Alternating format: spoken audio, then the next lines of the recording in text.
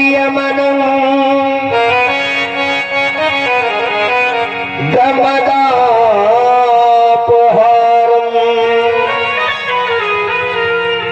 वाराणसी पुरपतिं भज विश्वनाथं।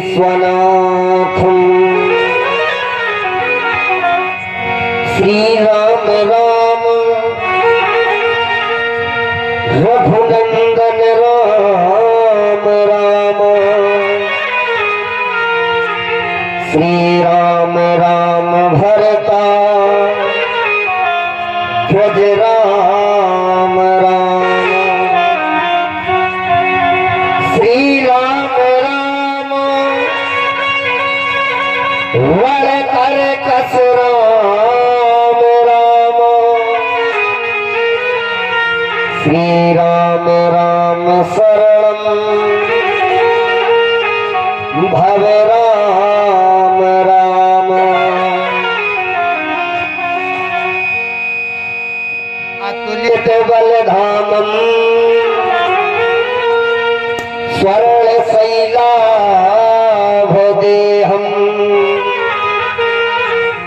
तनुजबल कृशानं ज्ञानी नामग्रगण्यं सकल गुण निधानं वानराणामधीशं रघुपति प्रिय भक्तं वातजातं नमामि। जयंती मंगला काली भद्रकाली कपालिनी, दुर्गा क्षमा शिवा धात्री, स्वाहा स्वधा नमोस्तुते। हे पार्थ के सारथी तुमको लाखों प्रणाम, आकर मेरी थामियों मन की छुट्टी लगा। परब्रह्म परमात्मा सगुण रूप सिया राम, जो आवे ही द्वार पे सबको सीता राम।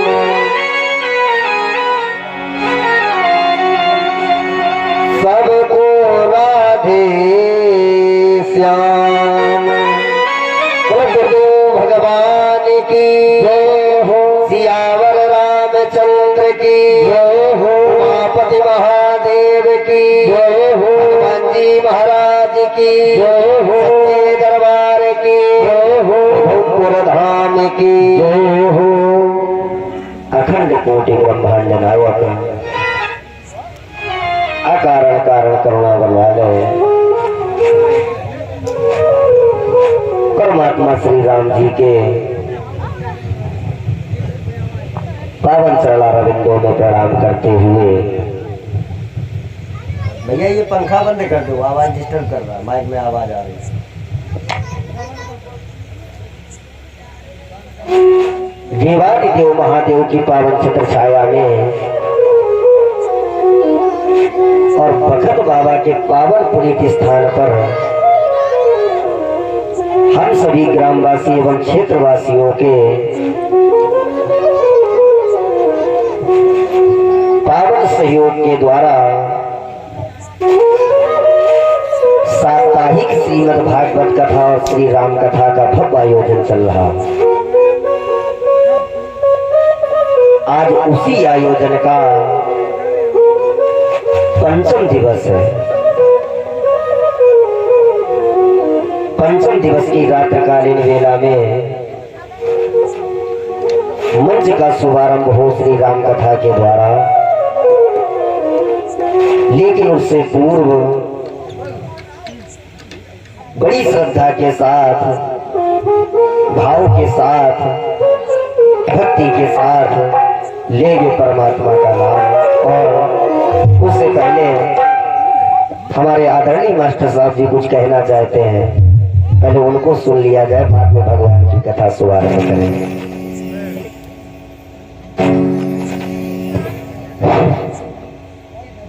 व्यवधान के लिए रामायण जी से क्षमा याचना। मंच की मर्यादा को बनाए रखने के लिए हमारे नन्हे मुन्ने बालक केशवपाल आए और हमारे मंच पर आसीन रामायणी जी का मां पुष्पहार के द्वारा स्वागत करेंगे। केशवपाल,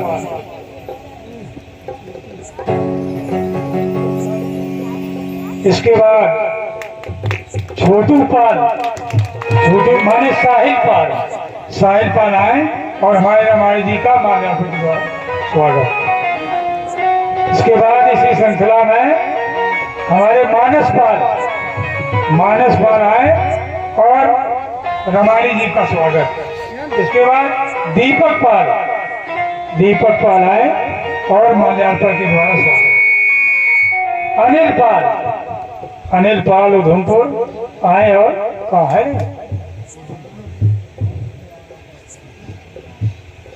चलो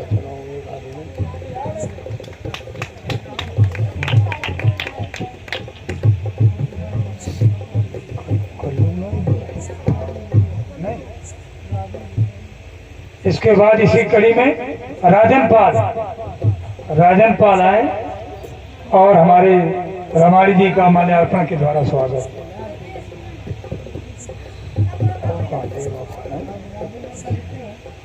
ये बाल सखा सनातन समिति कमेटी के सदस्य हैं, नन्हे मुन्ने बालक हमारे, तो इनके उत्साह को बढ़ाने के लिए, हिम्मत मजबूत करने के लिए मैं देवा पाल को बुला रहा हूँ। सुपुत्र श्री कुमार पाल आवे और रामायण जी का माल्यार्पण के द्वारा स्वागत। आयुष पाल उधमपुर आए पुष्पहार के द्वारा जो है स्वागत। अब बड़ी तन्मयता के साथ और बड़ी तन्मयता के साथ हम सभी रामचरितमानस का श्रवण करेंगे। आइए रामायण।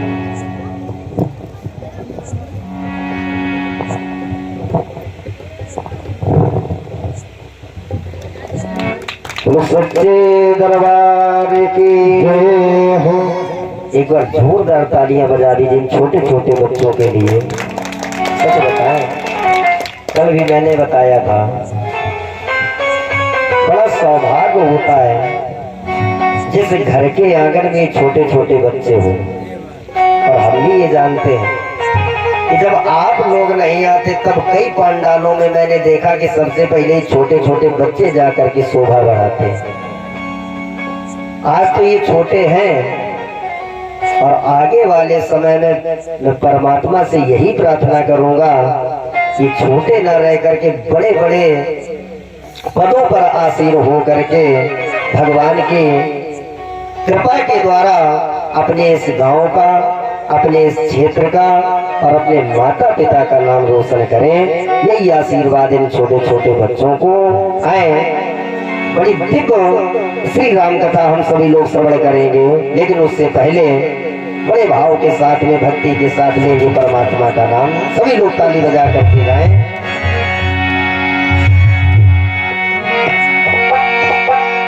सीताराम सीताराम कहो भैया, सीताराम सीताराम कहो भैया, यही सो पार लगे भैया, पार लगे भैया।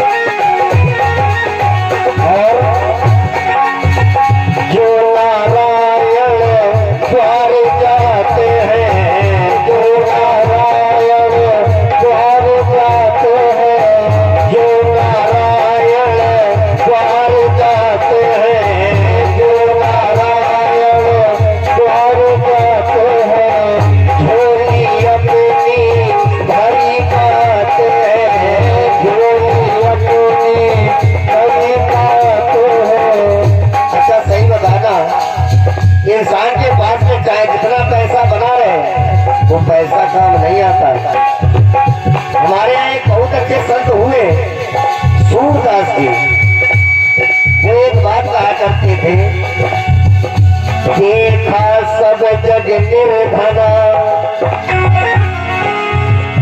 यहाँ धनवंता नहीं को, वो धनवंता वह मानियो, जप राम नाम धन हो। धनवान वही है जिसको बाद में राम नाम रूपी धन है। भैया माया रूपी धन हमारे पास है जरूर, ये हमारे काम आने वाला नहीं है। कोई आज तक कहा किसी ने जब इंसान की मृत्यु हो जाती तो धन सत्य कहता कोई? एक ही बात नहीं जाती, राम नाम सत्य है तो सत्य केवल राम नाम है।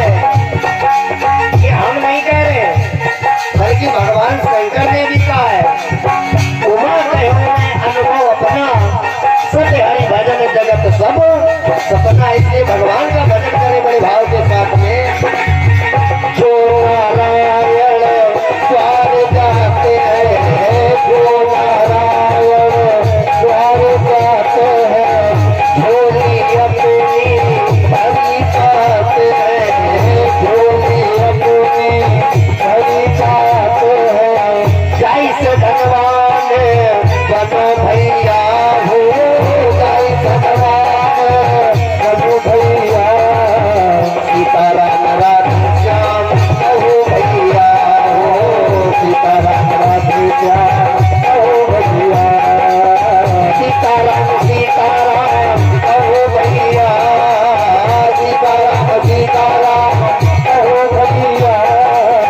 आई पुकार लगे भैया, आई पुकार लगे भैया, ओ आई पुकार लगे भैया, आई पुकार लगे भैया, ओ आई पुकार लगे भैया, आई पुकार लगे भैया, आई पुकार लगे भैया।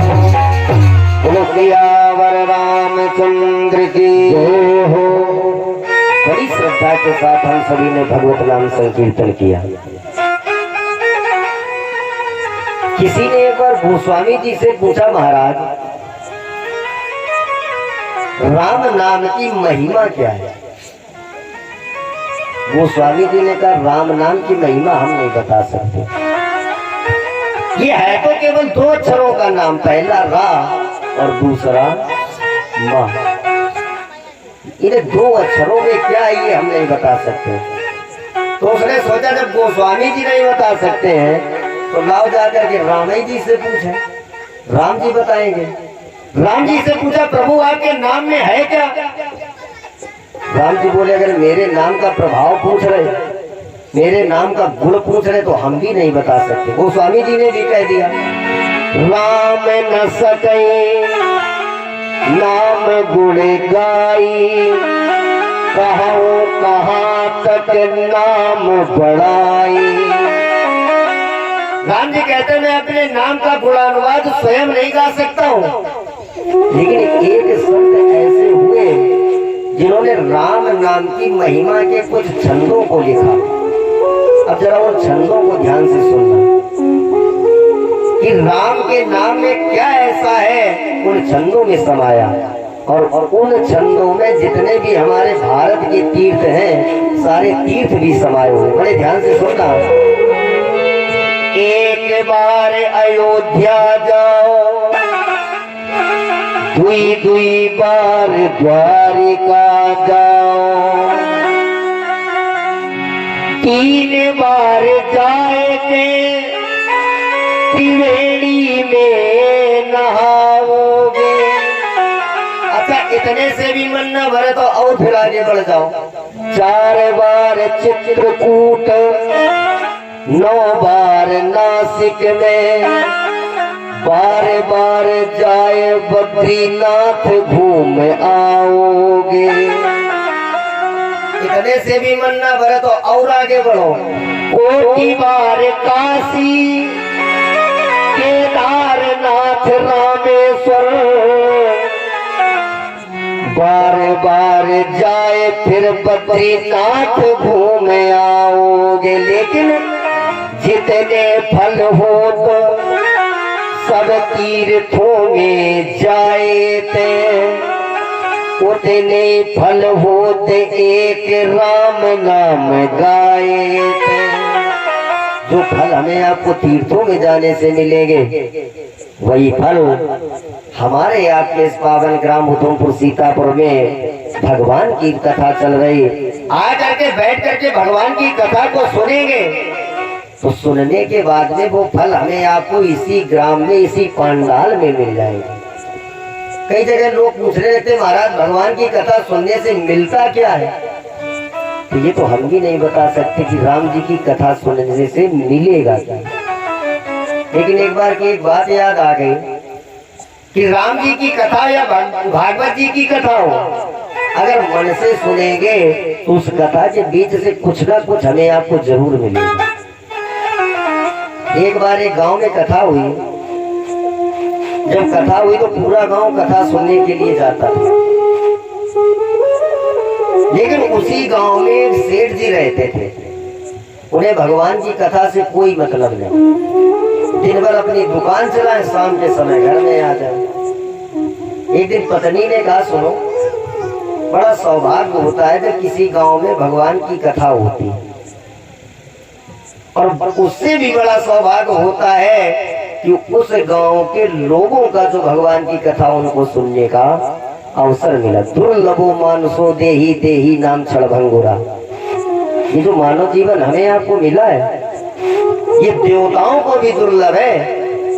ब्रह्मा जी के पास जाकर के देवता भी कहते महाराज एक बार हमें मानव बना करके पृथ्वी पर भेज दो, हम भी जाकर के भगवान की कथा सुन सके। और ये सौभाग्य हमें आपको मिला।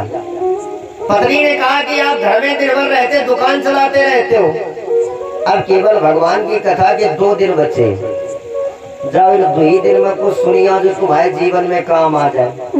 बार बार समझाने से पत्नी के दूसरे दिन सेठ जी भगवान की कथा सुनने के लिए गए। जिंदगी में कभी कथा नहीं सुनी।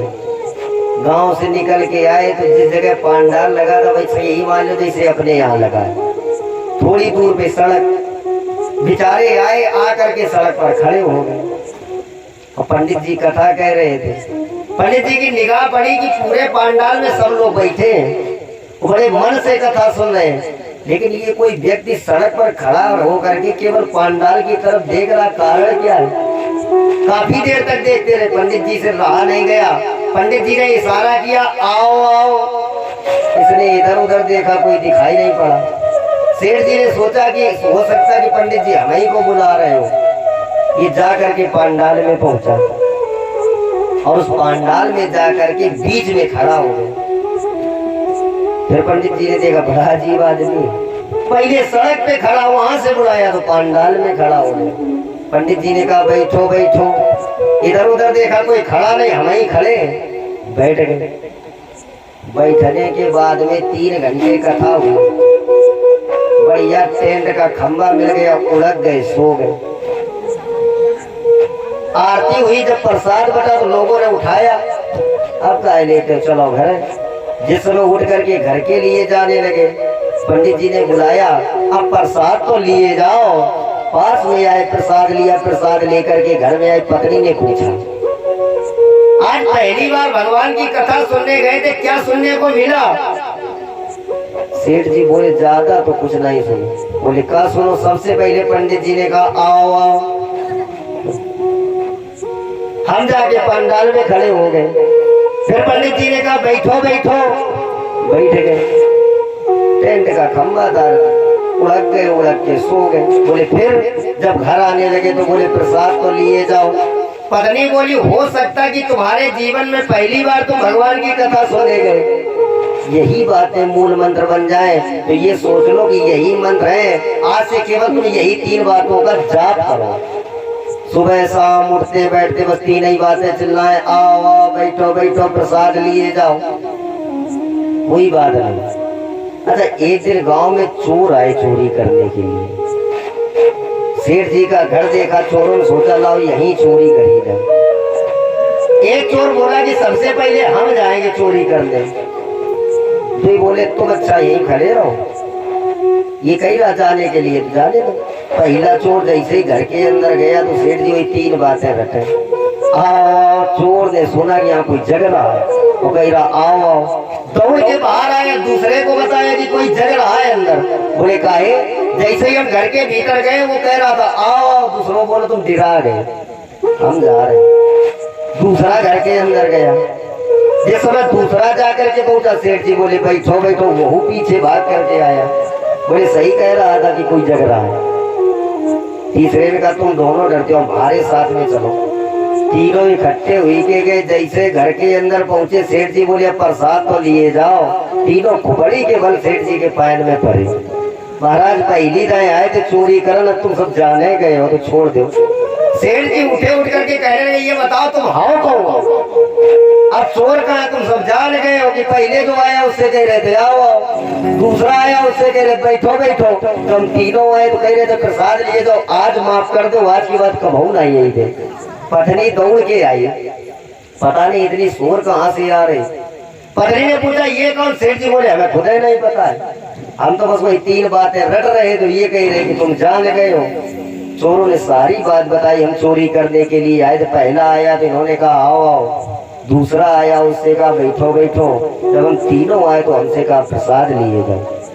पत्नी ने कहा देख लिया, ये तीनों चोरी करने के लिए आए थे घर में, और तुम एक दिन भागवत की कथा में गए भगवान की कथा सुनने। भगवान की कथा सुन करके नहीं आए, बल्कि व्यास जी की वो 3 बातें सुन करके आए थे जो व्यर्थ की थी। लेकिन उन व्यर्थ की बातों से भी आज हमारे घर में चोरी होते होते बच गई। तो मैं फिर कहता हूँ भगवान की कथा सुनने आओगे, हो सकता है कि कोई बातें ना अच्छी लगे, लेकिन उस कथा के बीच से अगर एक भी बात आपको अच्छी लग गई, अपने जीवन में उतार ली, तो हमारा मानव जीवन धन्य हो जाएगा। ये है भगवान की कथा। और आप कौन सी कथा सुनने के लिए आए? राम कथा। राम कथा तो मानव जीवन का दर्पण है, जीवन जीने का तरीका बताती राम कथा हमें आपको।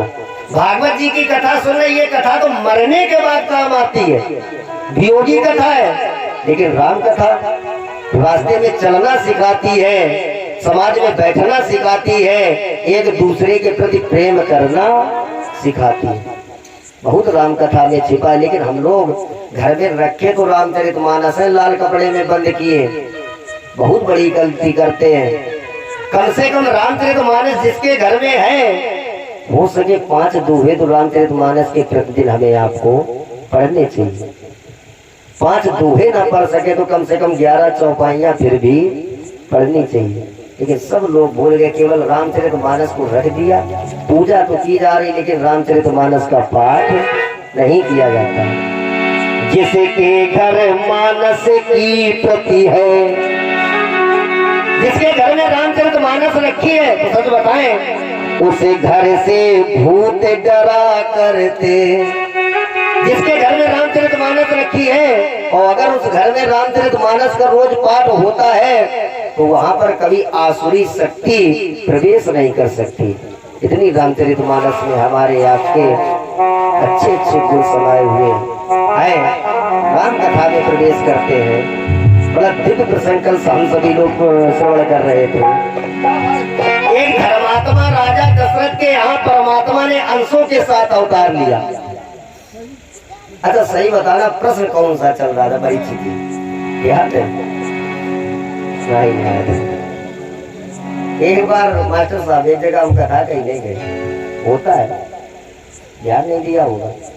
परीक्षित जी सामने बैठे कथा कहते कहते बीच में ऐसी बातें होने लगे। हमने परीक्षित जी से पूछा, परीक्षित जी ये बताओ कथा कहाँ चल रही थी? बोले टेंट के नीचे तखत के ऊपर। हम कहे धन है। तीसरे प्रश्न की चर्चा कल हुई थी। दूसरा प्रश्न था पुण्य प्रभु कहो राम अवतारा, बाल चरित्र प्रभु कहो उतारा। तीसरा प्रश्न चल रहा था बाल चरित्र, और बाल चरित्र में एक और कथा आती है। धर्मात्मा राजा दशरथ के यहाँ परमात्मा ने अंशों के साथ अवतार लिया, और जब परमात्मा ने अवतार लिया तो एक महात्मा को चिंता हुई। वो महात्मा कौन है? सुने जरा। गाधी तने मन चिंता व्यापी, गाधी तने मन चिंता व्यापी,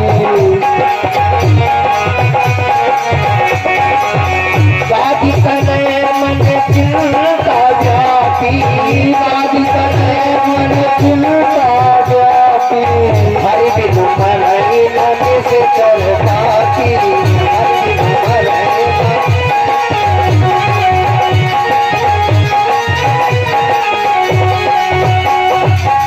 प्रभु मन मई कीन बिचारा, तमनि मन मई कीन बिचारा, प्रभु अवतार हरण मई भारा,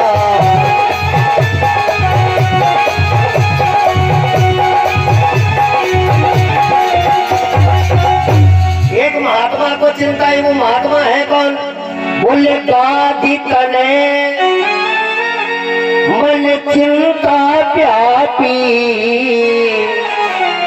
हरि बिनु मरई निश्चर पापी।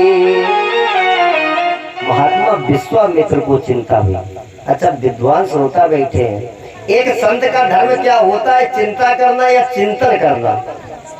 आप लोग यही कहेंगे संत का कार्य है कि वो चिंतन करे, चिंता करना उसका कार्य थोड़ी ना। चिंतन करना चाहिए संत को, लेकिन जो संत समाज के हित के लिए, लोक हित के लिए चिंता भी करता है तो उसकी चिंता चिंतन में बदल जाती है। चिंता क्या है? विश्वामित्र महामुनि ज्ञानी, बसई विपिन शुभयाश्रम जानी। कितनी उपलब्धियां गिनाई, विश्वामित्र, फिर महामुनि और इसके बाद में मुनि ज्ञानी। अच्छा, कोई लोग पूछ देते महाराज विश्वामित्र जी ब्रह्म ऋषि तो बाद में बने, उससे पहले क्षत्रिय थे, बाद में ये शरीर ब्रह्म ऋषि बन गए। अच्छा, कोई क्षत्रिय रहा हो तो क्षत्रियों का एक धर्म होता है, सबसे पहले उन्हें लड़ना ही ज्यादा सिखाया जाता है, धनुष बाण लो, क्षत्रियों का धर्म है। लेकिन बाद में ब्रह्म ऋषि जरूर बन गए। 27,000 वर्षों का इनके पास में तब था। चाहते तो जो राक्षस इनको सताते थे, उन राक्षसों को विश्वामित्र जी अपने तपबल के द्वारा नष्ट कर सकते थे, मार सकते थे। क्यों नहीं मारा? क्योंकि विश्वामित्र जी जानते हैं जिन राक्षसों को मैंने मार दिया, मेरे तपबल के द्वारा वो मर तो जाएंगे, लेकिन मरने के बाद उनका तरण तारण नहीं हो पाएगा। उनका तरण तारण केवल हो सकता है तो परमात्मा के हाथों से हो सकता। तब मन में विचार किया, तब मुनि मन मही कीन विचारा, प्रभु अवतारो हरण मही भारा। परमात्मा का अवतार हो चुका है, अवतार हुआ कहाँ? अयोध्या में। और समस्या यही है कि अयोध्या में परमात्मा का अवतार हुआ, परमात्मा हमारे पास आए कैसे? विश्वामित्र जी ने मन में विचार किया, अल्लाह लेने के लिए जाए, मांगने के लिए जाए, चल दिए। यही विध करत मनोरथ गए भूप दरबार। जिस समय जा करके पहुंचे तो राजा दशरथ को पता चला कि विश्वामित्र महामुनि आए।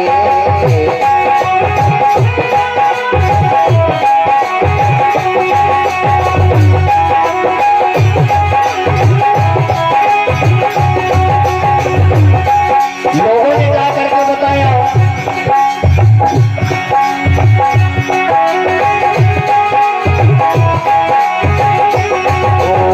मुनिया मन सुना दो बुला जा, मुनिया मन सुना दो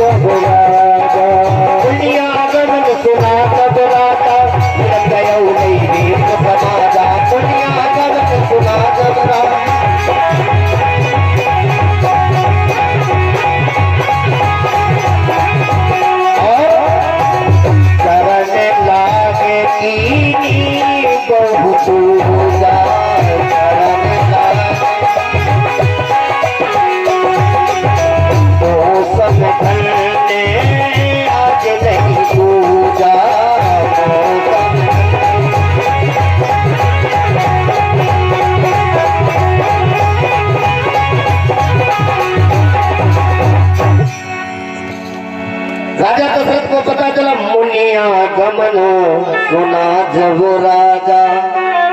विश्वामित्र जी आए, जिस समय सुना तो समय राजा दशरथ को चिंता हुई। वही विश्वामित्र हैं जो एक बार और आए थे। कब आए थे? राजा हरिश्चंद्र के समय पर। और जब हरिश्चंद्र के समय पर आए तो ऐसा संकल्प करा लिया कि बनारस की बाजार में जाकर के हरिश्चंद्र को बिकना पड़ गया। और आज फिर आए, वही तो कारण है तो आए।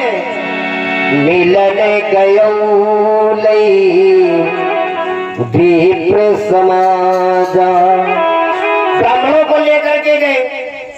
जिस समय ब्राह्मणों को लेकर के गए तो गोस्वामी जी ने लिखा, चरण लागे की नी बहु पूजा, मौसम धन्य आज नहीं दूजा। ये सत्यता है। किसी के यहाँ पर अगर कोई संत आ जाए तो बैठाना चाहिए, उसका आदर करना चाहिए, पूजन करना चाहिए। राजा दशरथ ने भी किया है, बैठाया। क्योंकि संत कहते हैं मिलती है साधुओं की संगत कभी कभी, मिलती है साधुओं की संगत कभी कभी।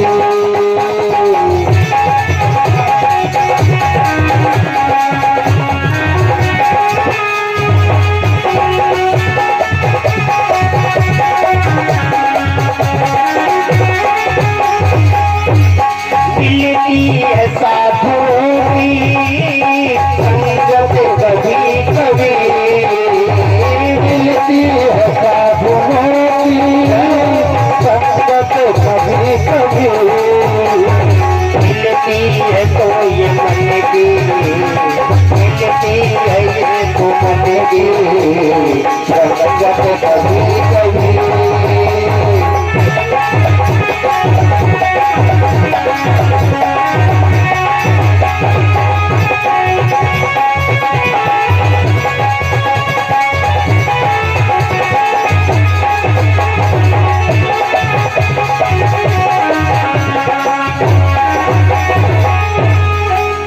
आज राजा दशरथ के चरणों में जाकर के सर रख दिया। महाराज आने का कारण के ही कारण आगमन तुम्हारा, इसलिए आए हो।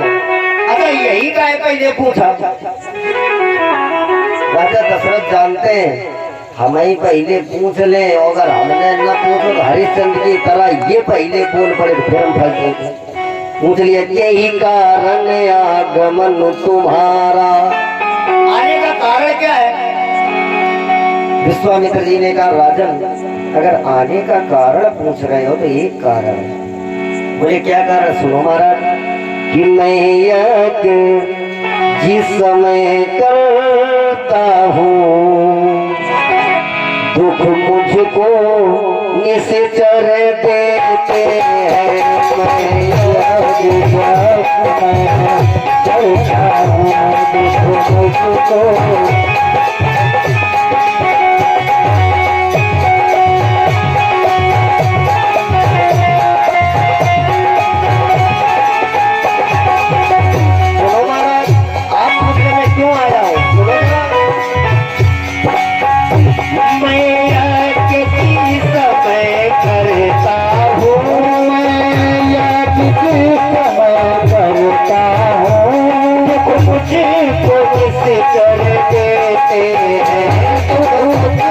कर देते हैं, कर देते हैं। भूखा पानी गृह हवन पुण्य पूजा करते हवन पुण्य बदला कर देते हैं।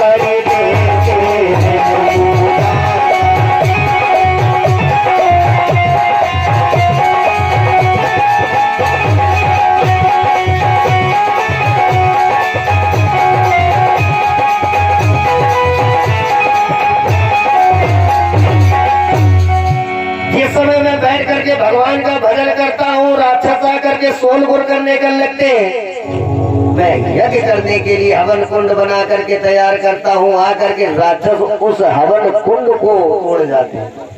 और कभी जब नहीं आ पाते हैं मैं हवन यज्ञ करने लगता हूँ तो वही राक्षस ऊपर से आकर के उस हवन कुंड में मांस के टुकड़े डालने लगे, भ्रष्ट कर देते हवन को, मेरा यज्ञ को। राजा दशरथ ने कहा महाराज एक बात बताओ, आप जंगल में रहते, जंगल में राक्षस आपको सताते हैं, जंगल छोड़ दो। बोले जंगल छोड़ देंगे तो क्या करेंगे? बोले जंगल छोड़ करके हम आज से आपको 5 गांव दिए दे रहे हैं, और उन 5 गांवों में जो आपको कर मिले उससे अपना जीवन चलाया करना। राजा दशरथ के सामने विश्वामित्र जी ने कहा राजन, आप तो सोच रहे कि मेरा पेट नहीं पल सकेगा। अरे मैं सोचता हूँ आप 5 गांव दे दोगे, खाने को मिलेगा, और जब खाने को मिलेगा इतना धन आ जाएगा, माया जब मेरे पास में आ जाएगी तो मायापति से मेरा मन अलग होने लगेगा। और पहले के जो संत महात्मा थे वो बहुत माया से दूर रहा करते थे। क्यों? माया के पास में रहेंगे तो भगवान का फिर भजन नहीं हो पाएगा। इसीलिए ज्यादातर देखना जो अच्छे महात्मा आपको मिलेंगे वो आश्रमों में नहीं मिलेंगे, जंगल में कंदराओं में रह करके अपने जीवन को बिता देते हैं, केवल भगवान से उनको लगन है। और जो आपको बड़े बड़े आश्रमों में मिल जाए ये कोई महात्मा नहीं है, ये धर्म के बैठे व्यापारी लोग। सत्यता है ये, किसी महात्मा की मैं बुराई नहीं कर रहा हूँ। बहुत महात्मा हुए आप लोग तो विद्वान और देखते रहे होंगे। आज जो देखो भगवान को जिसने माना कि भगवान है वो तो सही है, और जो सोच लिया कि भगवान नहीं हम ही भगवान, तो आसाराम ऐसे आज जेल में पड़े, वो पहले से कहने लगे हम ही भगवान है। तो भगवान को है, स्वयं को भगवान कभी नहीं मानना चाहिए। हनुमान जी जिस समय विभीषण के सामने खड़े हुए तो विभीषण ने यही कहा था कि तुम राम दीने अनुरागी, आयो मोए करन बड़ भागी। मैं तो सोच रहा हो सकता आप ही भगवान हो। तो हनुमान जी ने भी कह दिया था विभीषण मैं भगवान नहीं हूँ, मैं तो उनका सेवक हूँ, मैं कैसे भगवान हो सकता हूँ। तो एक भक्त का, एक दास का यही भाव होना चाहिए, केवल भगवान को बताना चाहिए लोगों को कि भगवान सत्य है, भगवान है। और जिसने सोचा कि हम ही भगवान, मैं बता चुका हूँ उनका हाल फिर वही आज जेल के जिगलन से ज्यादा नहीं कहेंगे। आए विश्वामित्र जी को देखा, राजा दशरथ ने कहा महाराज 5 गांव ले लो। राजा दशरथ की बात को छोड़कर के विश्वामित्र जी ने मना कर दिया, नहीं चाहिए। बोले फिर क्या चाहिए? तो बोले सुनो, अनुज समेत देहु रघुनाथ,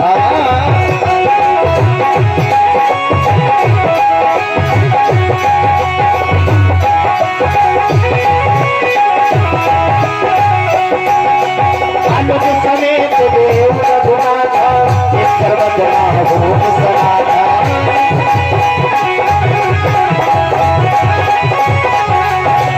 असुर समूह कथा बही, असुर महेंद्र प्रजापत आयो तोहि,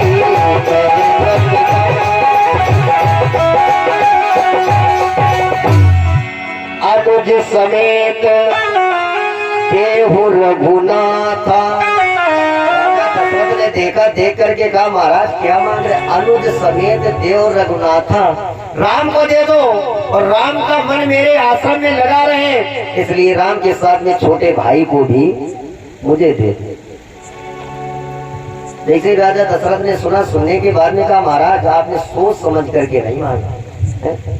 अगर किसी से मांगना चाहिए तो पहले सोच लेना चाहिए कि जो चीज हम मांग रहे हैं देने वाला ऐसा तो नहीं उसे ज्यादा प्रेम करता, और न दे सके तो सोच करके मांगना चाहिए आपको।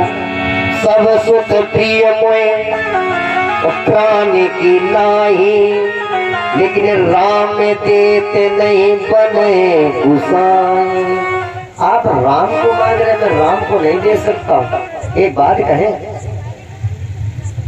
जो तुम राम को मांगने के लिए आए पूरी अयोध्या में घूम लो, और पूरी अयोध्या में घूमने के बाद में राम के नाम में 2 अक्षर की जितनी भी वस्तुएं आपको अयोध्या में दिखाई पड़े आप निसंकोच आकर के हमसे कह देना मैं सारी वस्तुओं को दे सकता हूँ। 2 अक्षर की वस्तु, भूमि मांग लो, धेनु मांग लो, गाय मांग लो, धन मांग लो, कोष मांग लो। गोस्वामी जी ने भी लिखा है, मांगो भूमि धेनु धन कोसा, सर्वस देव आज से रूसा। मांगो तो आप, राम को नहीं दे सकता हूँ। सब सुख प्रिय मोह प्राण की नाई, लेकिन राम देत नहीं बने गुसाई। नहीं दे सकता। अच्छा, आप जो कह रहे हो ना ये अयोध्या की वस्तुएं ना अच्छी लगती हो, अब कोई राजा इससे ज्यादा क्या कह सकता है। देह प्राण ते प्रिय कछु नाही, सो मुनि देव निमिष एक माही।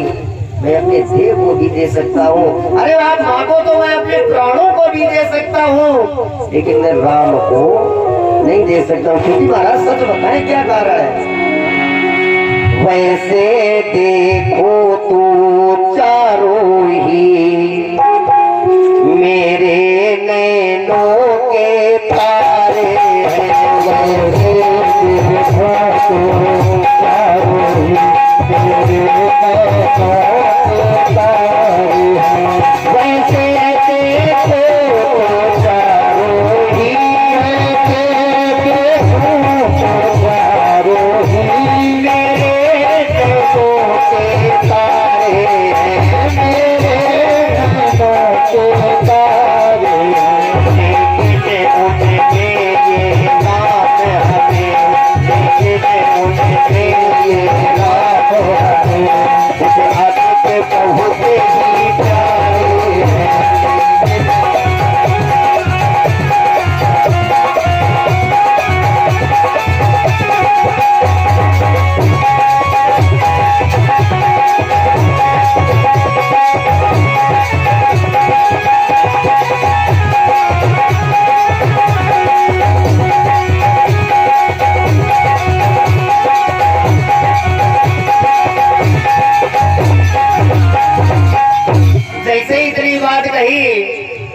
विश्वामित्र जी ने कहा, एक बात कहे राजा,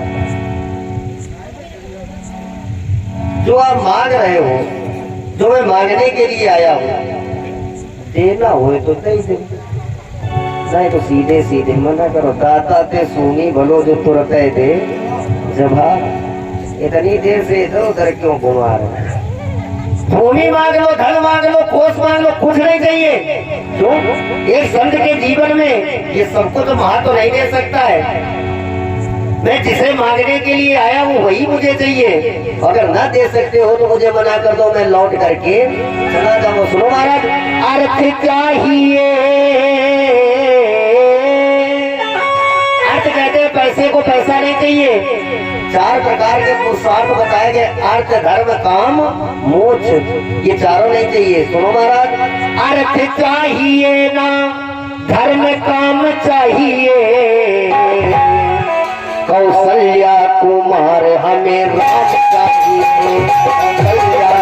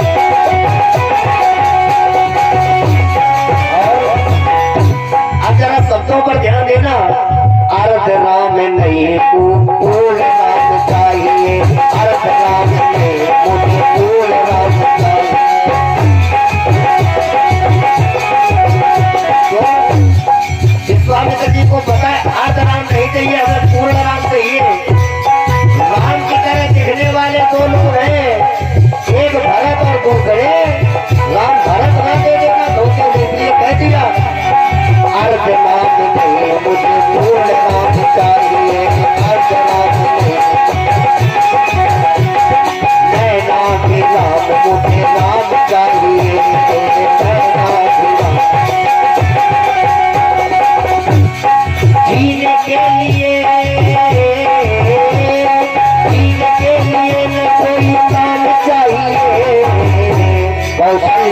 तुम्हारे हम काम चाहिए, कविता तुम्हारे हम काम चाहिए।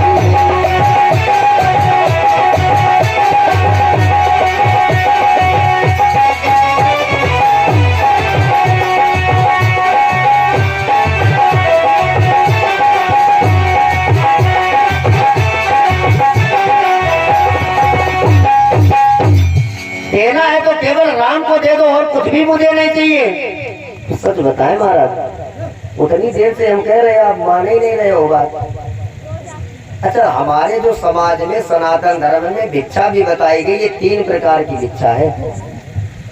एक होती है जल भिक्षा, एक होती है दूध भिक्षा और एक होती है रक्त भिक्षा। और तीनों में फर्क भी है।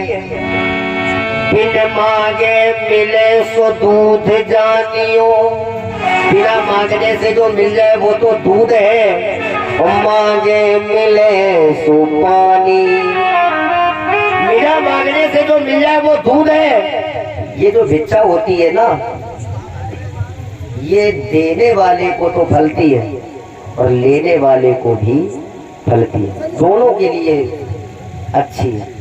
और दूसरी भिक्षा, मांगे मिले सो पानी, मांगने से जो मिले वो है पानी।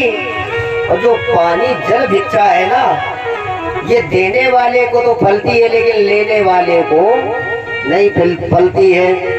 और रक्त बराबर काहे जानियो, तीसरी भिक्षा रक्त, जामे खेचा कानी। अब अच्छा सही बताओ, यहाँ कौन सी भिक्षा हुई? रक्त भिक्षा। क्यों? विश्वामित्र जी कह रहे हमें राम चाहिए, और राजा दशरथ कह रहे प्राण दे सकते लेकिन राम को नहीं दे सकते। ये भिक्षा ना तो देने वाले को फलती है और ना ही लेने वाले को फलती है। राजा दशरथ ने मन में विचार किया, विश्वामित्र जी मांग रहे हैं और मैं दे नहीं रहा हूँ, अच्छा देखते ही कब तक मांगते हैं। विश्वामित्र जी ने सोचा राजा दशरथ से मांगा लेकिन ये दे नहीं। सामने देखा गुरु वशिष्ठ जी बैठे। गुरु वशिष्ठ जी से विश्वामित्र जी ने कहा, एक बात कहे, आप बैठे हो, चेला तुम्हारा उतनी देर से कह रहा ये मांग लो वो मांग लो, तुम काहे नहीं कह रहे हो कि राम का दे दो? और तुम तो जानते हो, तुम भी सोच रहे होगे विश्वामित्र का आज यहाँ अपमान हो जाएगा, विश्वामित्र चले जाएंगे। यहाँ केवल विश्वामित्र का अपमान नहीं होगा, विश्वामित्र जी के साथ साथ तुम्हारा भी अपमान हो जाएगा। क्यों? यद्यपि जग दारुण दुख नाना, सबते कठिन जात अपमाना। जो जात तुम्हारी है, तुम भी एक संत हो, ब्रह्मर्षि हो, मैं भी एक संत हूँ, मैं भी ब्रह्मर्षि हूँ। यहाँ केवल एक संत का मेरा अपमान नहीं बल्कि तुम्हारा भी अपमान होगा। अब विश्वामित्र जी की बात को सुन करके गुरु वशिष्ठ जी उठ करके खड़े हुए। राजा दशरथ से कहा, सुनो महाराज, विश्वामित्र जी जो कह रहे वो कर दो। देहु भूप मन हर्षित, जो मांग रहे प्रसन्न हो करके दे दो। तजो हो मोह अज्ञान, बेटों से मोह है, थोड़ी देर के लिए बेटों से मोह हटा लो। क्यों? धर्म सुजस प्रभु तुम कहा, तुम्हारा तो नाम हो जाएगा धर्म के लिए। अपने बेटों को विश्वामित्र को दे दिया, इन्हें कहा अति कल्याण, इनका कल्याण हो जाएगा, इनके यज्ञ की रक्षा हो जाएगी। अब सच बताना, जितनी बात को जैसे ही गुरु वशिष्ठ जी ने कहा, राजा दशरथ मान गए। क्यों? मात पिता प्रभु गुरु के बानी, बिना विचार करो शुभ जानी। अति आदर दो तने बुलाए, राम लक्ष्मण को बुलाया। बुलाने के बाद में जैसे ही सामने खड़ा किया तो विश्वामित्र जी की ओर देखा, राजा दशरथ की आंखों में आंसू आ गए, क्योंकि मैंने कभी अपने यहाँ से अपने बेटों को दूर नहीं होने दिया। गुरु वशिष्ठ जी बोले, राजन एक बात कहे, उदास ना हो, रो ना। अगर अपने बेटों को इन विश्वामित्र जी को दे दोगे ना तो तुम्हारे बेटों के विवाह बहुत अच्छे हो जाएंगे, और इसे तुम्हारे लड़कन के ब्याह हुई वाले नहीं। राजा दशरथ बोले क्यों नहीं होंगे? बोले तुम्हें नहीं पता है, तुम्हारे ऊपर एक हत्या लगी हुई है। तुमने श्रवण कुमार की हत्या कर दी थी। पूरा समाज जानता है राजा दशरथ हत्यारे हैं। और सच बताना, कोई अपनी बेटी को किसी हत्यारे के यहाँ क्या डाल जाएगा? ऐसे तुम्हारे बेटों के विवाह भी होने वाले नहीं। मैं तो कहता हूँ दे दो बहुएं, बहुत अच्छी मिलेंगी। अच्छा, जब बहुओं की बात आ जाती तो माताएं बहुत जल्दी सचेत हो जाती। भैया कौशल्या भैया, केकई भैया, सुमित्रा ने भी आकर के कहा राजा दशरथ से, महाराज दे दो बहुएं अच्छी आ जाएंगी, बहुत अच्छा हुआ। राजा दशरथ ने दोनों बेटों के हाथ को गुरु विश्वामित्र जी के हाथों में दिया।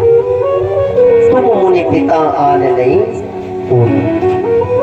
आज जैसे विश्वामित्र जी ने राम लक्ष्मण को लिया, ले करके चले, रास्ते में जा करके पहुंचे। विश्वामित्र जी ने मन में विचार किया, लाओ थोड़ी परीक्षा ली जाए, क्योंकि वही राजा दशरथ है जो कह रहे थे प्राणों को दे देंगे, लेकिन प्राणों को दे करके राम को नहीं देंगे। और अचानक गुरु वशिष्ठ जी की बात को सुन करके राजा दशरथ ने दे कैसे दिया? विश्वामित्र जी ने सोचा हो सकता है कहीं मेरे साथ कोई छल तो नहीं कर दिया। राजा दशरथ ने क्यों? मैं फिर बता रहा हूँ कि राम जी की तरह दिखने वाले दो भरत को तो नहीं मुझे दे दिया, और अगर मुझे भरत को दे दिया है तो मेरा कोई काम नहीं हो पाएगा। क्यों? तात भरत तुम सब विद साधु। भरत का जो लक्षण है वो साधुता का लक्षण है। और अगर भरत को मैं लेकर के जाऊंगा, भरत एक भी राक्षस को नहीं मार पाएगा। लो परीक्षा ली जाए। राम जी से पूछा, राम अब यहाँ से आश्रम जाने के लिए दो रास्ते हैं। एक रास्ता है वो आश्रम जाता है जिससे एक दिन में आश्रम पहुंच जाओगे, ये रास्ता है शॉर्टकट। और जो दूसरा रास्ता ये है बाईपास, इसे घूम करके जाना पड़ेगा। तो बोले फर्क क्या है? बोले एक से एक दिन में पहुंचोगे, दूसरे से एक महीने में पहुंचोगे। राम जी ने कहा गुरुदेव हमें कोई मतलब नहीं। क्यों? गुरु विश्वामित्र जी से राम जी बोले सुनो गुरुदेव, अरे जहाँ नाथ रख लोगे वही मैं रहूंगा, जहाँ ले चलोगे वही मैं चलूंगा, जहाँ ले चलोगे वही मैं चलूंगा।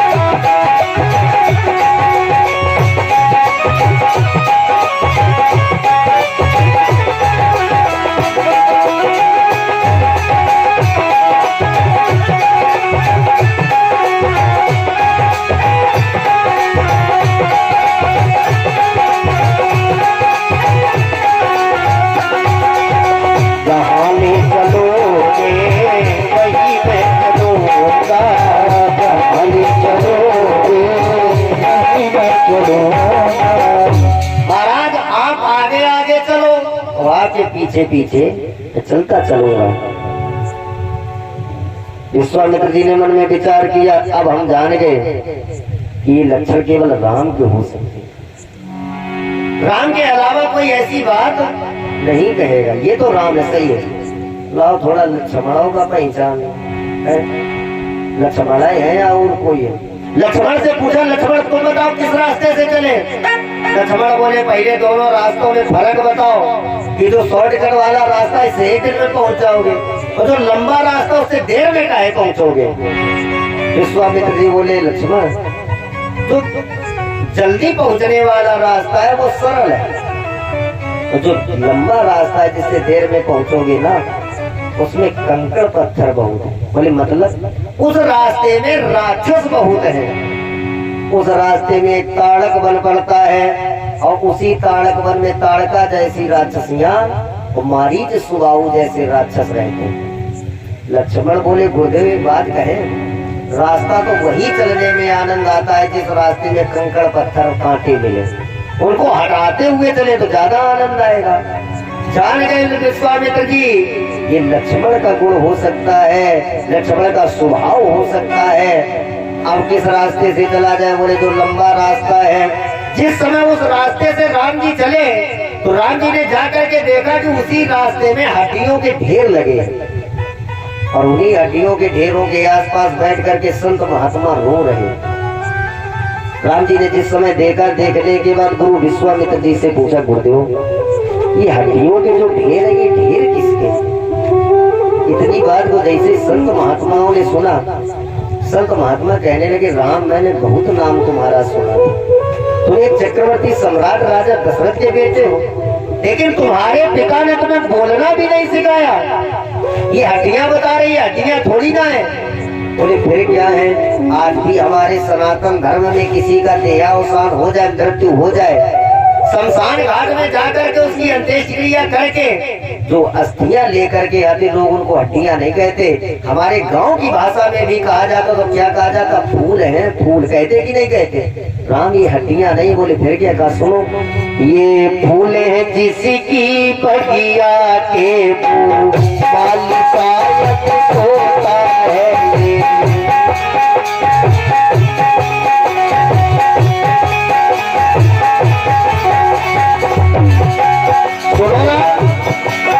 ये फूल है जिसकी बगिया के,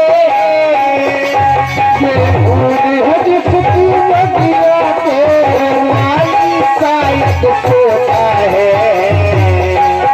उसके ना होने से देखो अन्याय बाद में होता है।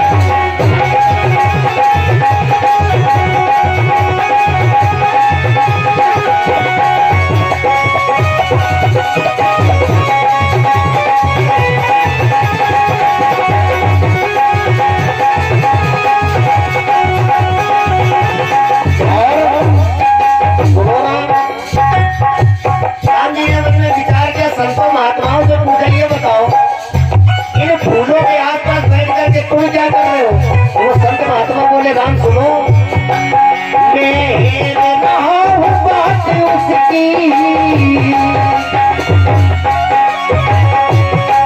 मैं देख रहा हूँ बात उसकी, तो अन्यायी से बदला ले।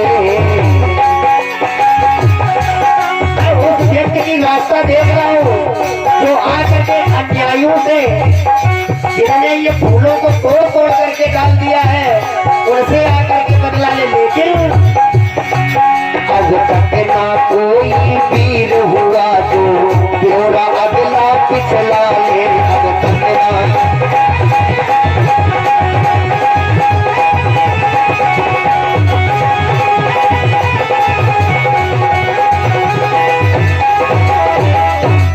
जैसे इतनी बात को कहा तो राम जी ने कहा, रोने की जरूरत नहीं है। अरे जिसकी तुम रास्ता देख रहे थे वो माली आ चुका है जो इन फूलों की रक्षा अब करेगा। बोले हो कौन? तब विश्वामित्र जी ने संत महात्माओं को बताया, परमात्मा का अवतार हुआ, मैं मांग करके लाया हूँ। क्रोध आ गया राम जी को, धनुष लिया हाथ में, जिसमें प्रतिज्ञा खींची तो चले जाते मुनि दीन दिखाई। उस प्रतिज्ञा की इतनी आवाज हुई, सुन काल का क्रोध कर धाई। प्रतिज्ञा की आवाज को सुन करके ताड़का दौड़ करके आई। मन में विचार किया ताड़का ने, आज भयंकर शोर कहां से इस जंगल में आया है। मेरा किसने खौफ छोड़कर कर में धनुष उठाया है। आज तक मेरा खौफ रहता था, डर रहता था कि कोई मेरे आगे इस जंगल में बहादुरी नहीं दिखा सकता था, लेकिन किसने ये धनुष यहाँ पर खींच दिया जो प्रतिज्ञा की आवाज मेरे कानों में आकर के पड़ी। ये जब सामने आई राम जी ने कहा, पूछ रही तो हम बताएं। मैं कौशल्य से क्षत्रिय कुल का और कर में धनुष उठाया है। पृथ्वी का भार हटाने को तूने जंगल भिजवाया है। पृथ्वी का मारने के लिए मेरे पिता ने जंगल में भेजा है, और तो तुम पूछ रही हो बहादुरी, मैं छत्री कुल का हूँ। ये अभी कमाई तुमने बहादुरी देखी, केवल ये मैंने धनुष को खींचा उतने में तुम कहने लगी।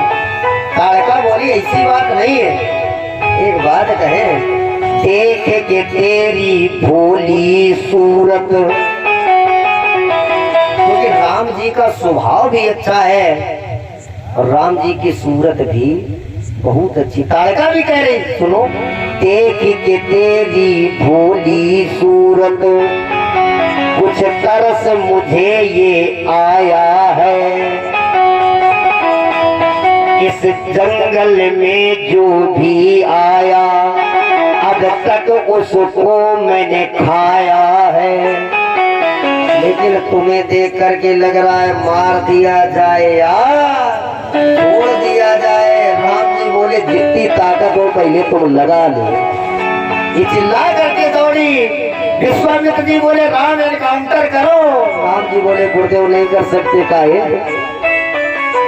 हमारे कुल की एक परंपरा है, सुर मही सुर हरिजन रुगाई, हमरे कुल इन पर न सुराई।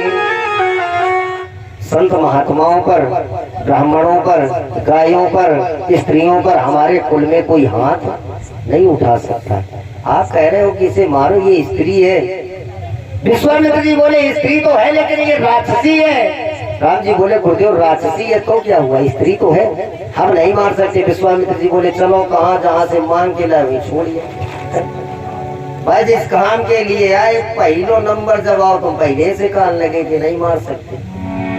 राम जी ने कहा गुरुदेव बताओ क्या करें, धर्म क्या कहता है? तो गुरु विश्वामित्र जी बोले आता ताई बतो, जो आता ताई होता है जो संतों महात्माओं पर रहम ना करे, संतों महात्माओं की रक्षा ना करके संतों महात्माओं को दुख दे, उसको बस एक ही दंड देना चाहिए। अगर उसको कोई मार भी देता है तो उस पर कोई हत्या का प्रभाव नहीं पड़ता। तब राम जी ने बाण निकाला, एक ही बाण प्राण हर लीला,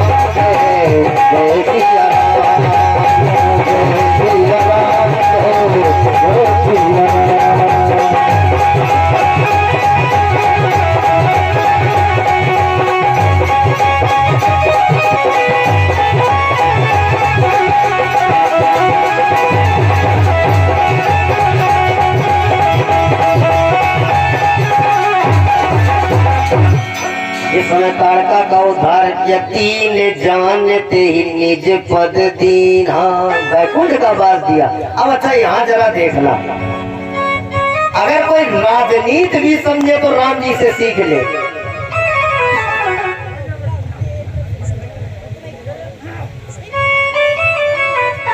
सियावर रामचंद्र की। अब यहाँ देखना राम जी की राजनीति। जिस समय ताड़का को देखा दीन जानते ही निज पद दीना, राम जी कहाँ रहते हैं? मैं वैकुंठ में रहते हैं, उसे वैकुंठ का वास दे दिया है। और जिस समय राजा दशरथ मरे तब राम राम कही राम कही राम राम कही राम, तनु परिहर रघुबर बिरे राव गयो सुरधाम। सुरधाम किसे कहते? स्वर्ग। स्वर्ग में और वैकुंठ में फर्क है। वैकुंठ में राम जी रहते हैं और स्वर्ग केवल देवताओं के लिए है। राम जी ने अपने धाम क्यों नहीं राजा दशरथ को भेजा? कारण क्योंकि राम जी ने मन में विचार किया, अगर मैंने अपने पिता को वैकुंठ भेज दिया तो लोग हमारे ऊपर उंगली उठाएंगे। राम जी ने इसलिए भेज दिया, खुद के पिता थे। लोग राजनीति करेंगे कि अपनों को भेज दिया लेकिन दूसरों को राम जी वैकुंठ नहीं भेजते हैं। अब मन में विचार किया राम जी ने जिस समय ताड़का का उद्धार किया विश्वामित्र जी ने देखा तब बोले निज नाथे जिय चीन्ही पहचान लिया विद्या निधि कहूँ विद्या दीनी। अच्छा कौन सी विद्या दी? बला और अबला नाम की विद्या दी। जाते लागी न क्षुदा पिपासा अकुलित बल तंग तेज प्रकाशा। जाओ ये जो बला और अबला नाम की विद्या है ना, इससे तुम्हें वक्त आने पर प्यास भी नहीं लगेगी और भूख भी नहीं लगेगी। 14 वर्ष राम जी को जंगल में यही विद्या काम भी आई। अब वहां से राम जी चले जा करके विश्वामित्र जी के आश्रम पर पहुंचे। शाम के समय विश्वामित्र जी के साथ में राम जी शयन करते हैं। जिस समय सुबह हुई, सुबह राम जी ने विश्वामित्र जी को पास में बुलाया। प्रातः कहा मुनि सन रघुराई निर्भय यज्ञ करो तुम जाई। होम करने लागे मुनि धारी आप रहे मख की रखवारी। जिस समय विश्वामित्र जी यज्ञ करने के लिए गए, स्वयं राम जी धनुष बाण लेकर के उस यज्ञशाला की रक्षा करने लगे। कई जगह लोग प्रश्न करने लगते महाराज एक बात समझ में नहीं आती है। विश्वामित्र जी की यज्ञ के रक्षा के लिए 2 लोग गए थे, राम और लक्ष्मण। क्या लक्ष्मण जी शक्तिशाली नहीं थे, बलशाली नहीं थे? अरे लक्ष्मण जी की शक्ति और लक्ष्मण जी के बल को देखना तो सुंदरकांड में एक चौपाई आई, बहुत अच्छी चौपाई है। बाबा लिखते हैं जग महासखा निशाचर जेते लक्ष्मण हनै निमिष माते ते। लक्ष्मण के सामने अगर कोई राक्षस आ जाए फिर वो बच करके जाने वाला नहीं है। तो राम जी काहे लग गए जाके लक्ष्मण का पहरेदारी में लगा देते हैं। तो लक्ष्मण के सामने कोई राक्षस बच के नहीं जा सकता था। राम जी ने मन में विचार किया अगर मैंने लक्ष्मण को यहाँ पहरेदारी में लगा दिया तो विश्वामित्र जी बताते रहे कि उन ताड़का के 2 पुत्र हैं मारीच और सुबाहु, और वो जान गए कि मेरी हमारी अम्मा का राम लक्ष्मण ने मार डालो तो आइए जरूर। और अगर आए तो पता है लक्ष्मण को पहरेदारी में लगा दिया। लक्ष्मण उस मारीच को छोड़ेंगे नहीं क्यों जगमा सखा निशाचर देते लक्ष्मण हनै निमिष देते। लक्ष्मण के सामने से मारीच बच के नहीं जा पाएगा, मर जाएगा। राम जी ने विचार किया जो मारीच यहाँ मर गई है, मारीच अगर यहाँ मर गया तो कंचन मृग बन फिर को आई है। मारीच जब मर जाएगा तो जंगल में फिर सोने का हिरण बन करके कौन आएगा? जब तक कोई सोने का हिरण बन करके आएगा नहीं, जानकी देखेंगी नहीं, जानकी का हरण होगा नहीं। अब जब लगी हो ये न सीता हरणा, जानकी का अगर हरण नहीं हुआ तो तब लगी हो ये न रावण मरना। अरण्य कांड से रामचरितमानस खत्म, आगे की कोई कथा नहीं। यह प्रभु बात सोच शुभ सारी यस आप रहे मख की रखवारी। राम जी स्वयं रक्षा करने लगे। मारीच आया, जिस समय मारीच आया राम जी ने बिना फल का बाण निकाला।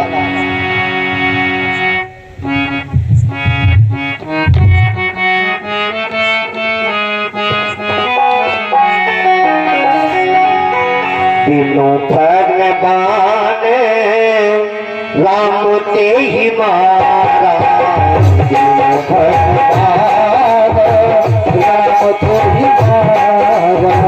तीनों भगवान राम ते ही मारा। सत जो जनेगा सागर पारा, सत जो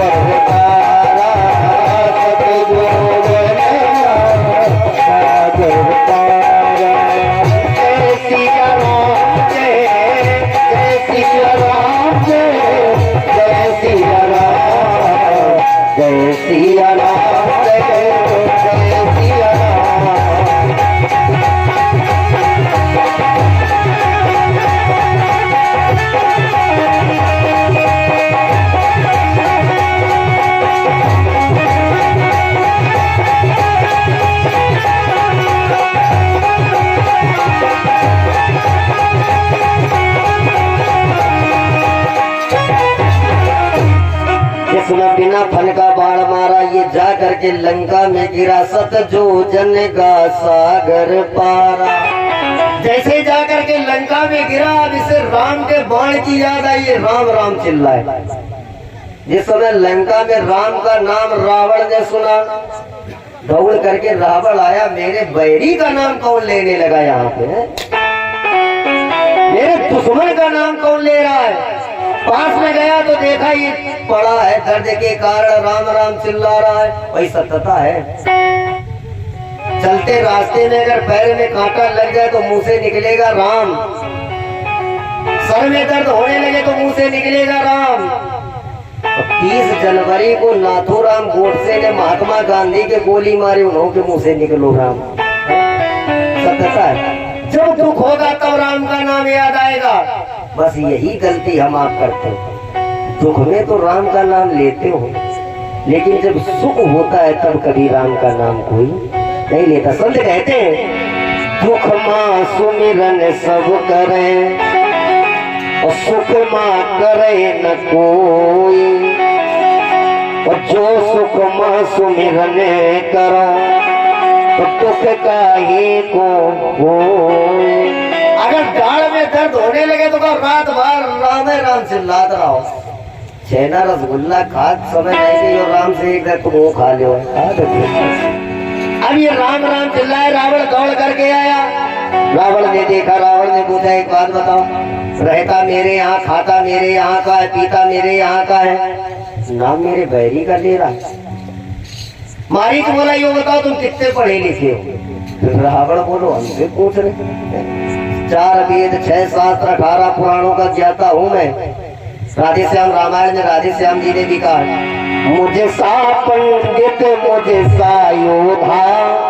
रावण कहता है कि मुझे सा पंडित मुझे सा योधा, त्रिभुवन में और न दूजा।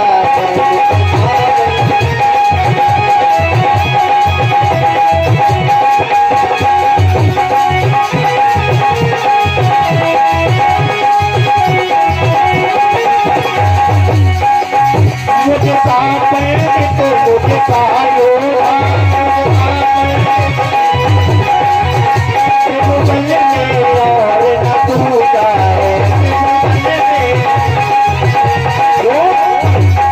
अपने सीतों को काट काट, अपने सीतों को काट काट, मैंने शिव शंकर को पूजा है।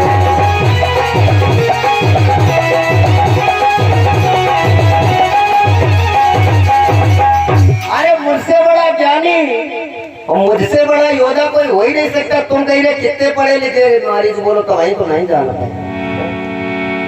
हम राम का नाम नहीं ले रहे। रावण बोला, फिर किसका ले रहे हो। रावण बोला, सुनो जरा ध्यान देना, मैं रहता तुम्हारे यहाँ, तुम्हारा नाम क्या। रावण बोला, रावण।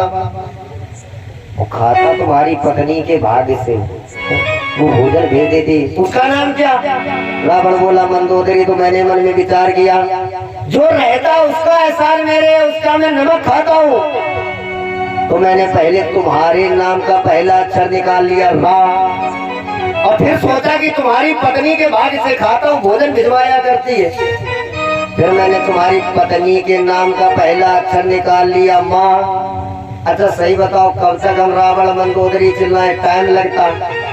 इसलिए हमने सोचा पहला अक्षर तुम्हारे नाम का, पहला अक्षर तुम्हारी पत्नी के नाम का, दोनों को जोड़ दिया, बन गया राम।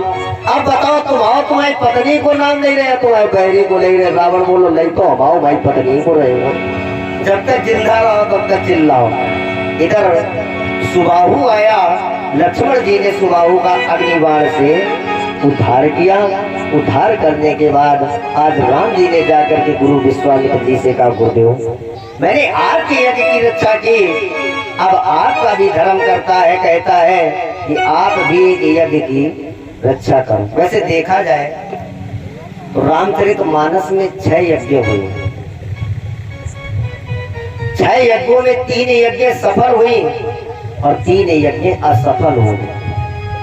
पहली यज्ञ असफल हुई राजा दक्ष की, स्वयं की बेटी जाकर के जली मरी, असफल हो गई, सती हो। दूसरी यज्ञ असफल हुई मेघनाथ की, और तीसरी यज्ञ सब असफल हो गई रावण की। 3 यज्ञ सफल हुई हैं, देखना कौन कौन सी। एक राजा दशरथ की पुत्रेश यज्ञ सफल हुई, राम जी का जन्म हुआ। दूसरी यज्ञ सफल हुई विश्वामित्र जी की, राम लक्ष्मण ने आकर के रक्षा की। और तीसरी यज्ञ सफल हुई राजा दशरथ की, राजा जनक की धनुष यज्ञ। राम जी ने कहा गुरुदेव आपकी यज्ञ तो सफल हो गई, आप एक यज्ञ को सफल कराओ चल करके। विश्वामित्र जी बोले कौन सी यज्ञ? गुरुदेव आपकी जो यज्ञ होती है वो यज्ञ होती है रुद्र यज्ञ, विष्णु यज्ञ, सतचंडी यज्ञ। लेकिन हमारी हम जात की छत्री, दिन भर बस धनुष बाण से काम, तो छत्रियों की यज्ञ कौन हो सकती? का सुनो महाराज, धनुष यज्ञ। थोड़े कहाँ है का सुनो। धनुष जग सुनी रघुकुल नाथा, हरषि चले मुनि वर के साथ।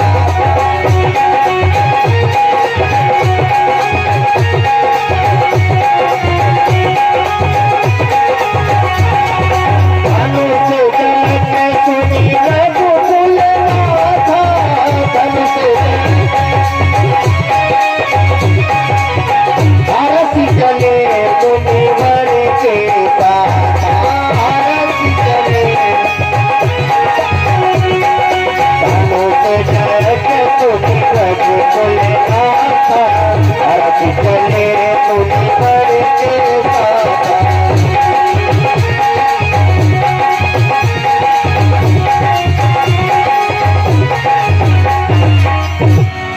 आज राजा जनक के यहाँ पर चलने के लिए गुरु विश्वामित्र जी के साथ में राम लक्ष्मण तैयार हुए। अब जरा देखना, यहाँ पर गोस्वामी जी ने रास्ते में जाते समय जिस रास्ते से राम जी जा रहे थे उस रास्ते का थोड़ा मार्ग का निरूपण किया। बोले कौन रास्ते से चले? बहुत अच्छा एक रास्ता, लेकिन उस रास्ते में जाकर के जिस समय पहुंचे राम जी ने मन में विचार किया रास्ता तो अच्छा है, और आगे बढ़े। आश्रम में एक दीख मगमाही, खग मृग जीव जंतु तहाँ नाही। अच्छा मंदिर तो बहुत अच्छा है, मूर्ति भी रखी है, लेकिन उस मंदिर में उन मूर्तियों की पूजा करने वाला कोई पुजारी नहीं। इतना अच्छा ये आश्रम है लेकिन कोई पुजारी नहीं है। इतना अच्छा ये बगीचा है जहाँ पर बसंत लहरा रही है, लेकिन कोई उस बगीचे में गुंजार करने वाला पक्षी या भौरा नहीं दिखाई पड़ रहा। राम जी ने कहा गुरुदेव क्या कारण है? इतना ही पूछ रहे थे, जैसे आगे बढ़े राम जी की निगाह पड़ गई। ऊंची मुनि शिला प्रभु देखी, शिला प्रभु देखी। ऊंची मुनि शिला प्रभु देखी, कहिए कथा सब हरष विशेषी।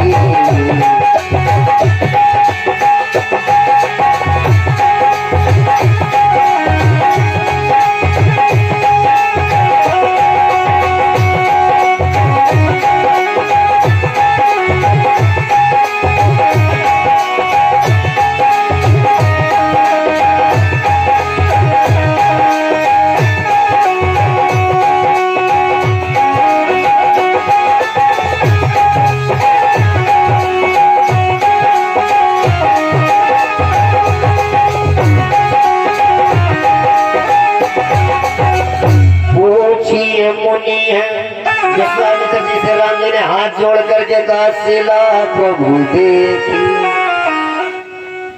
गुरुदेव अच्छा ये किस कलाकार की कितनी अच्छी कलाकारी है, कितना काट छाट करके स्त्री को, पत्थर को स्त्री का स्वरूप दे दिया। विश्वामित्र जी बोले राम ये पत्थर की स्त्री नहीं है, आज जरूर पत्थर हो गई लेकिन एक दिन ये भी चेतन थी। कौन है गुरुदेव? गौतम नारी श्राप बस, ब्रह्मपुत्र गौतम की पत्नी अहिल्या है। उपल देह धरि धीर। ये गौतम महात्मा की पत्नी है। तो कहा गुरुदेव ये पत्थर कैसे हो गई? तो बोले इनकी भी एक कथा है, ऐसे नहीं पत्थर हो गए। बोले क्या कथा है? बोले सुनो जरा। गौतम महात्मा का बहुत अच्छा एक नियम है।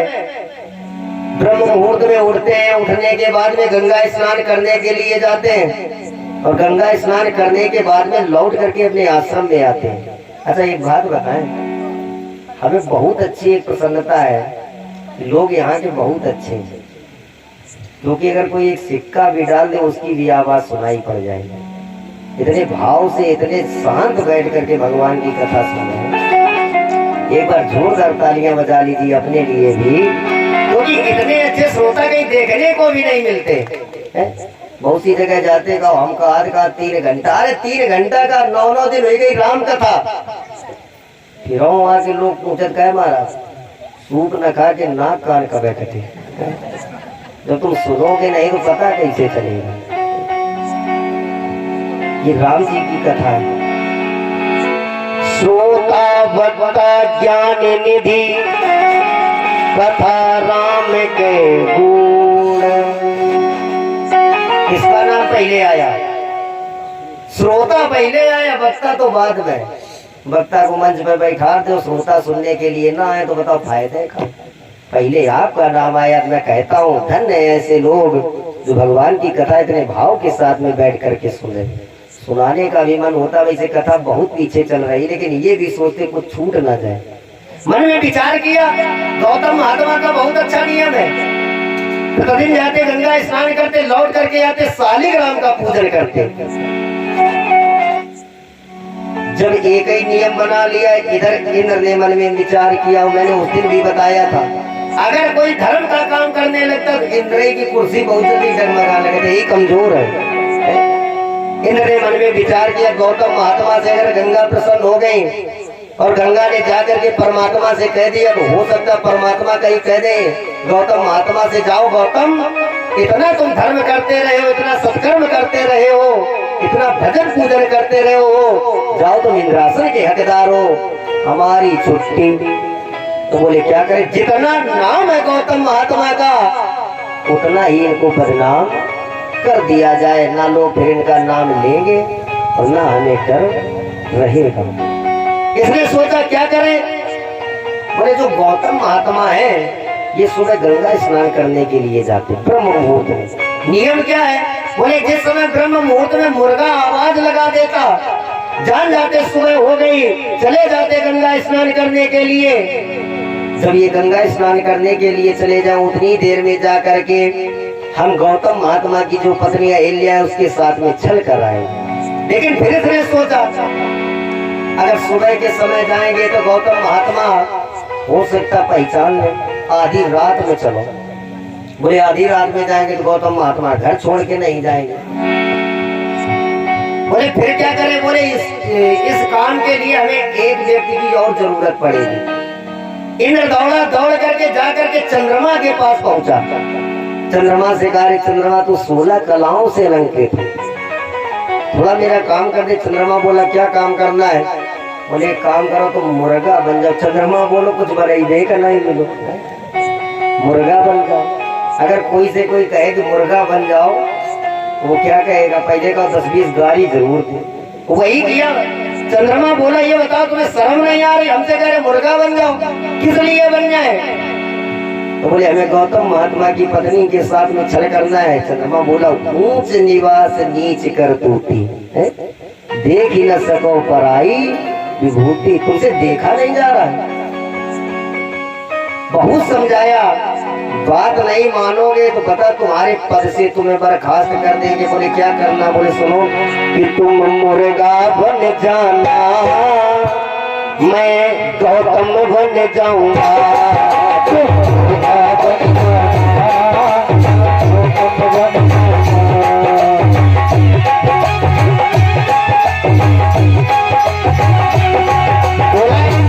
अरे चंद्रमा सुनो, तुम मुर्गा बन जाना, मैं गौतम बन जाऊंगा। तुम मुर्गा बन जाना, मैं गौतम बन जाऊंगा। तुम गौतम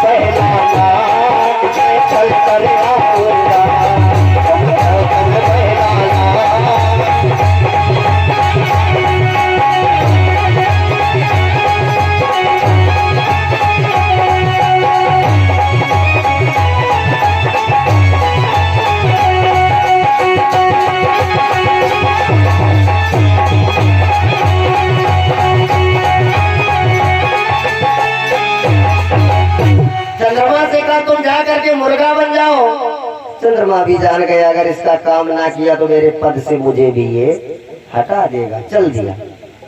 जा करके आधी रात के समय चंद्रमा मुर्गा बन गया, जा करके आवाज लगा दी। गौतम महात्मा जान के घड़ी नहीं बांधते थे। सुबह हो गई है ब्रह्म मुहूर्त, तभी मुर्गा ने आवाज लगा दी। उठ करके चल दिए गंगा के पास, जा करके हाथ में कमंडल लिए थे, वस्त्रों को लिए थे, रख दिए। और जैसे ही गंगा में पैर रखा, गंगा ने देखा। आधी रात के समय आकर के ये कौन मुझे जगा रहा, आवाज लगा, अरे दुष्ट कौन है। हाथ जोड़ लिए गौतम महात्मा ने, माँ मैं ब्रह्मा पुत्र गौतम हूँ, प्रतिदिन स्नान करने के लिए आता, आज भी आया। भैया गंगा ने कहा तुझे समय का भी पता नहीं, आधी रात में सब लोग सोते हैं, मैं भी सो रही थी, आकर के तूने जगा दिया। गौतम ने कहा आधी रात, सुबह का समय। भैया गंगा ने कहा सुबह नहीं आधी रात है। बोले अच्छा ये बताओ तुम्हें कैसे लगता कि सुबह है। गौतम महात्मा ने कहा मैं प्रतिदिन आता था मुर्गे की आवाज सुन करके, आज भी मुर्गे की आवाज सुन करके आया। गंगा ने कहा अरे गौतम बड़ा भोला है तो उसे गलती हो गई, सुबह नहीं है आधी रात है। और जा तेरे साथ लोगों ने छल किया, और अभी अगर तू चला जाएगा तो चोर अभी पकड़ जाएंगे, मिल जाएंगे। गौतम महात्मा निकल करके आए, हाथ में कमंडल लिया, और कमंडल को लेकर के जैसे ही अपने आश्रम के पास में आए, सबसे पहले मुर्गे बाहर गिरो। जो हाथों में वस्त्र लिए थे, खींच करके मुर्गे को मारा, ये अपने असली स्वरूप में आ गया। जिस समय असली स्वरूप में आया, गौतम महात्मा ने कहा रे चंद्रमा, ये स्त्रियां तेरी पूजा किया करती हैं पूर्णमासी की रात्रि में, और तूने कितनी बड़ी गलती की। एक नीच का साथ देने के लिए तू चला आया। अरे उसने गलती की थी, तू तो समझ जाता। ऐसा वस्त्रों का प्रहार किया कि जो वस्त्र मारे थे वो कालिक आज भी चंद्रमा के लगी हुई। और एक श्राप दिया, जाओ मैं कहता हूँ तू कलंकी हो गया आज से। एक संत का अपमान करवाने के लिए तू चला आया, आज से जा भादो महीने की शुक्ल पक्ष की चौथी तिथि को जो भी तुझे देख लेगा, एक साल के अंदर उसे कलंक लगेगा। तब से लेकर के आज तक हमारे गांवों में लोग कहते हैं कि भादो महीने के शुक्ल पक्ष की चौथ को अगर कोई चंद्रमा को देख भी लेता है गलती से, तो एक साल के अंदर उसको कलंक लगता है। तभी तो लोग चौथ के चंद्रमा को नहीं देखते। तजो चौथ के चंद की नाई, श्राप दिया। और जिस समय जाकर के गौतम महात्मा ने इंद्र को देखा, इंद्र से कहा अरे तू भी इतना पागल हो गया, एक स्त्री की कामना को लेकर के चला आया, तुझे भी जरा शर्म नहीं आई है।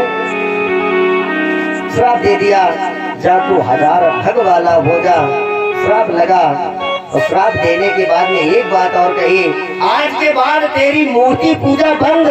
तब से लेकर के आज तक कहीं भी आप घूम करके आ जाना, कहीं पर भी आपको इंद्र की मूर्ति देखने को नहीं मिलेगी। पूजन तो इंद्र का होता है, इंद्र ध्वज का पूजन किया जाता है झंडा लगा करके, लेकिन आज तक कहीं भी इंद्र की मूर्ति आपको देखने को नहीं मिलेगी। श्राप दिया।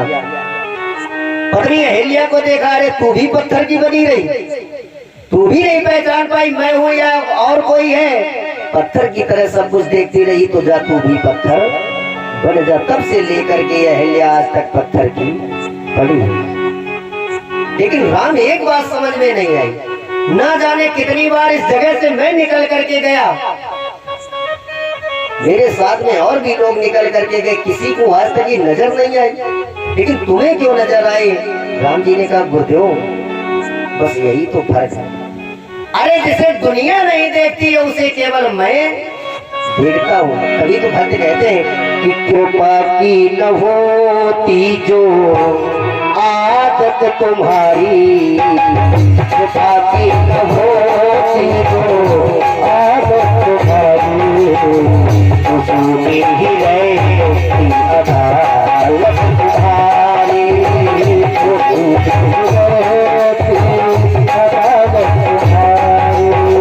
कृपा की न होती जो आदत तुम्हारी, कृपा की न होती जो आदत तुम्हारी,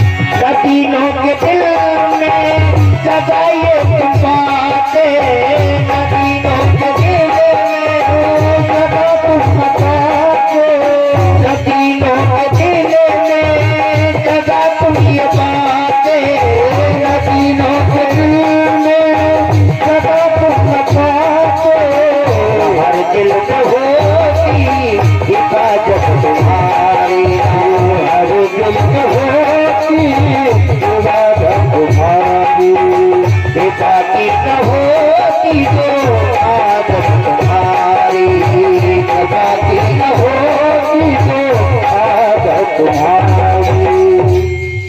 राम जी ने मन में विचार किया था महाराज क्या करना चाहिए, तो एक ही बात कही विश्वामित्र जी ने, राम चरण कमल रज चाहती कृपा करो रघुवीर। ये तो गौतम महात्मा की पत्नी है ना, अम्मा बैठो कहाँ जा रहे हैं। मन में विचार किया, एक बात कहे, ये गौतम महात्मा की पत्नी चाहती है कि तुम इनके ऊपर अपनी चरण रज डालो। तो राम जी ने कहा